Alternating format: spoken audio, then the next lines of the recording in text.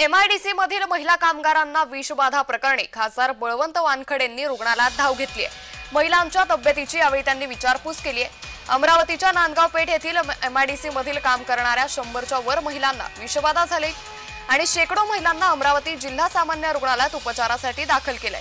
यावेळी जिल्ह्याचे खासदार बळवंत वानखेडे यांनी रुग्णालयात धाव घेत महिलांच्या तब्येतीची विचारपूस केली आहे।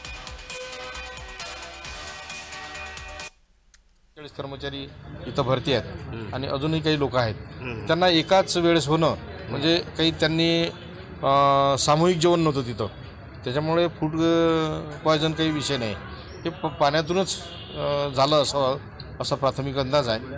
आणि त्या पाण्याचेच सिस्टम आमची भूमिका हीच राहील की या कर्मचाऱ्याच्या बाबतीत त्यांची तब्येतीकडे लक्ष देणं अतिशय पहिलं प्राथमिकता आहे। त्याच्यानंतर जे काही करता येईल ते करू, पण शेवटी आम्ही कर्मचाऱ्याच्याच पाठीशी राहून कर्मचाऱ्यांना न्याय मिळवून देण्याचा प्रयत्न करू।